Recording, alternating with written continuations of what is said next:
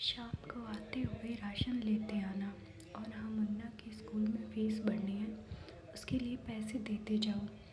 बीबी की इस मांग पर जेबें उल्टी करके दिखाने के सिवा बड़े के पास कोई दूसरा उत्तर नहीं था। माथे पर चिंता की सिकनों के साथ सवेरे तो बड़ा भाई पर निकल गया, लेकिन उस शाम उसने पूरे परिवार के सामने इस आर्थिक संकट को दूर करने के लिए प्रस्ताव रखा। क्यों ना हम उस प्लॉट को बेच दें जिसे बाबूजी ने लक्ष्मी को शादी में देने के लिए खरीदा था। बेटी को दी हुई चीज़ वापस नहीं मांगते, पाप लगता है।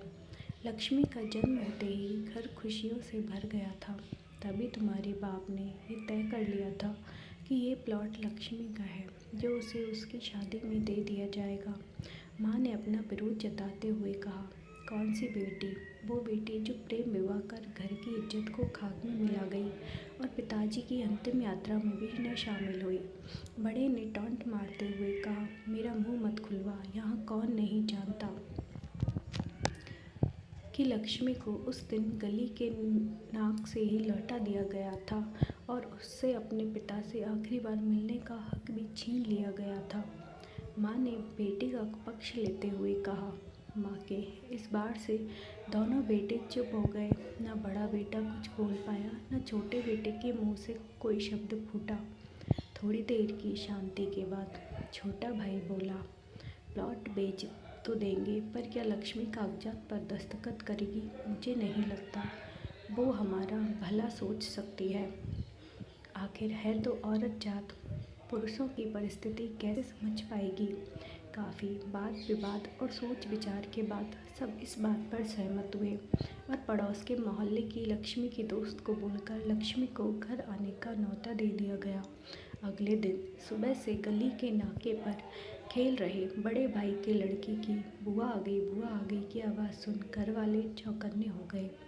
दोनों भाई मन में द्वेष और नफरत के साथ उसको कैसे घर में आने के लिए कहे, इसी दुविधा में थे। वो कहते हैं ना, ज़रूरत के वक्त गधे को भी बाप बनाना पड़ता है।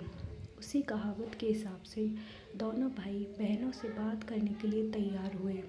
दरवाजे पर जब बेटी और दामाद ने पूरे 7 साल बाद कदम रखा तो माँ की आंखें भर आईं और दोनों को बड़े प्यार से घर के अंदर आने के लिए कहा। बेटी और दामाद भी माता का इतने देखकर भाव विभोर हो गए। शाम को साथ में बैठे बेटी दोनों बेटे और दामाद के आगे हिचकिचाते हुए माँ ने ही प्लॉट का मुद्दा उठाया। लक्ष्मी को थोड़ा अंदेशा था कि कोई बड़ी बात होगी। लक्ष्मी उसी दिन से ये सोच रही थी कि ऐसी क्या बात हो सकती है जो खड़ूस भाई उसे बाप का मुंह भी दिखाने के खिलाफ थे। वो अचानक इतने कैसे पिघल गए, लेकिन अब उसको सारी बात समझ में आ गई। लक्ष्मी ने तिरछी नज़र से पति की तरफ देखा तो वो बोल पड़ा, देखिए माँ जी, शादी से पहले जो कुछ आपका था वो आप ही का रहेगा। ना उस पर मेरा या लक्ष्मी का कोई हक था, ना ही है। भविष्य में हम मांगेंगे, इसलिए आप निश्चिंत होकर उस प्लॉट के साथ जो करना है कीजिए। आप जहाँ कहेंगे हम वहाँ साइन कर देंगे। सुबह से अपने जीजा से नज़रें चुरा रहे दोनों भाइयों ने अब अपने जीजा को अच्छे से देखा। सुबह प्लॉट के कागजात पर बहन के दस्तखत लेकर काम ख़त्म किया जाए, यह तय हुआ। सब इस मीटिंग को ख़त्म कर उठ ही रहे थे कि टीवी पर अनाउंसमेंट हुआ कि आने वाले 21 दिनों तक देश में लॉकडाउन लगाया जा रहा है। लक्ष्मी के पति ने फ़ोन पर बात करने के बाद कहा, अब हम क्या करेंगे लक्ष्मी, कल की बस भी रद्द हो गई है और 21 दिनों तक कोई बस नहीं है, हम तो फंस गए। इस खबर से दोनों भाई बहुत निराश हो गए, क्योंकि एक तो उनकी आमदनी कम थी और 2 लोगों का और खाने पीने का बोझा बढ़ गया था।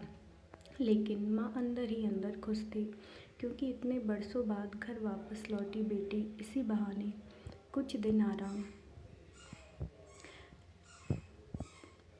से रह सकेगी। लॉकडाउन के चलते और कोरोना वायरस के चलते लोगों ने उनसे सब्जियां और फल खरीदने बंद कर दिए।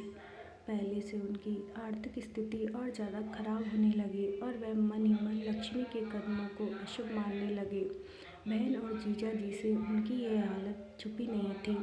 लक्ष्मी के कहने पर उसके पति ने दोनों भाइयों की सब्जी और फल की रेहड़ियों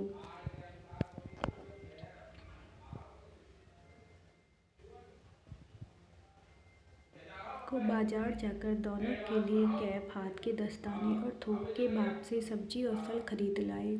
दोनों की रेहड़ियाँ अच्छे से तैयार कर फल और सब्जियाँ ढक कर दोनों भाइयों को टोपी और दस्ताने देकर जीजा जी ने उनसे कहा, एक बार इस तरह से धंधा करके देखो, शायद आपका मुनाफा बढ़ जाए। थोड़ी आनाकानी करने के बाद दोनों भाइयों ने जीजा जी के समझाए अनुसार धंधा शुरू किया। 2-3 दिनों बाद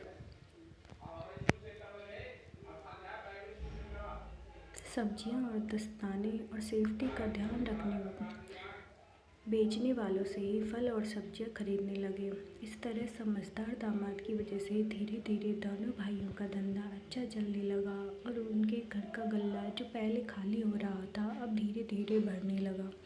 माँ जैसे अपने मरे हुए पति से मन ही मन संवाद साधने लगी। देखो जी, आपकी लक्ष्मी सच में लक्ष्मी है। उसके पाँव घर में पड़ते ही घर खुशियों से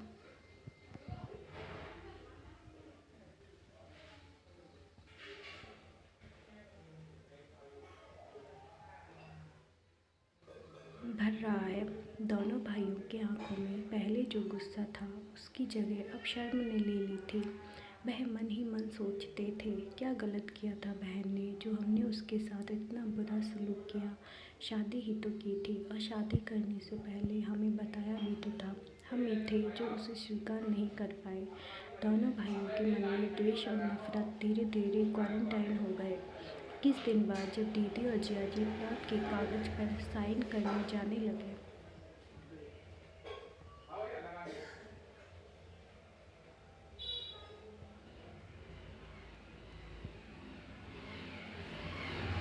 तब दोनों भाइयों ने उन्हें रोक लिया और उनकी माफ़ी मांगते हुए वो पेपर्स उन्हें देते हुए बोले, शादी के वक्त हमने आपको कोई तोहफा तो दूर की बात है आपका हक भी नहीं दिया, लेकिन अब इस प्लॉट को स्वीकार कर हमें प्रायश्चित करने का एक मौका दीजिए। सभी की आंखों में खुशी के आंसू आ गए और माँ ऊपर देख कर बोले, आपके लाडले ने आज फिर हमारा घर खुशियों से भर दिया।